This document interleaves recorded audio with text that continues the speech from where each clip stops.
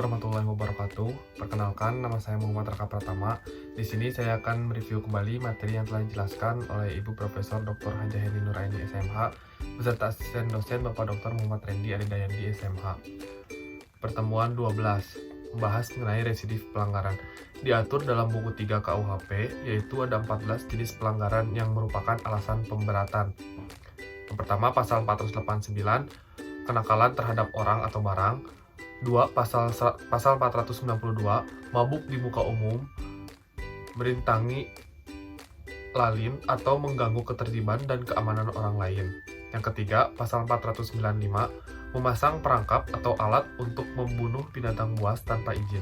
Yang keempat, pasal 501, menjual dan sebagainya makanan atau minuman yang dipalsukan, busuk atau berasal dari ternak, sakit atau mati. Yang kelima, pasal 512, melakukan pencaharian tanpa ada keharusan kewenangan atau melampaui batas kewenangan.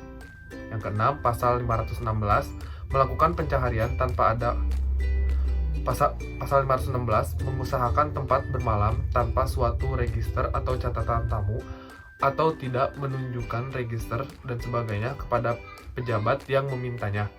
7. Pasal 517, membeli dan sebagainya barang-barang anggota militer tanpa izin.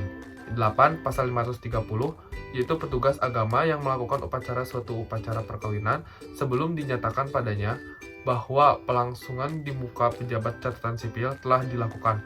Yang ke-9, pasal 536, dalam keadaan mabuk berada di jalan umum.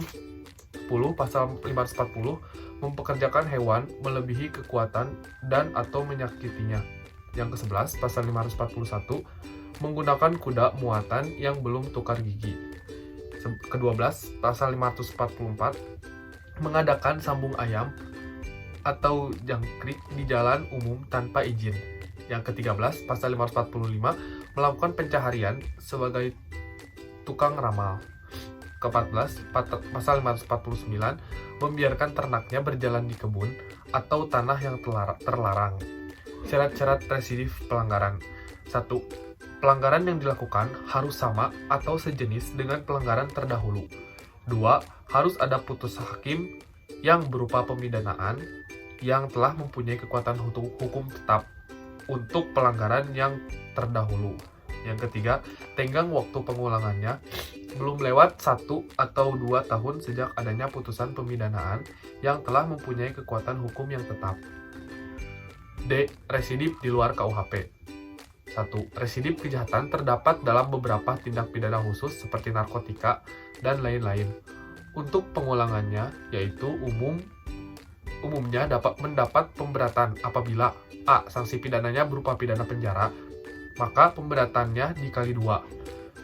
B. Untuk sanksi pidananya yang berupa denda, maka pemberatannya dikali 2. Yang kedua, residif pelanggaran di luar KUHP terdapat dalam Undang-Undang Nomor 14 Tahun 1992 dan lain-lain, dengan ketentuan pemberatannya yaitu A. Tenggang waktu pengulangan beragam, yaitu ada yang 1 tahun dan ada yang 2 tahun.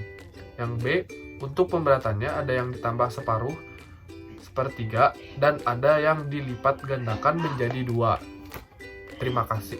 Mungkin segitu saja review dari saya. Mohon maaf apabila ada kesalahan. Wabillahi taufiq wal hidayah. Wassalamualaikum warahmatullahi wabarakatuh.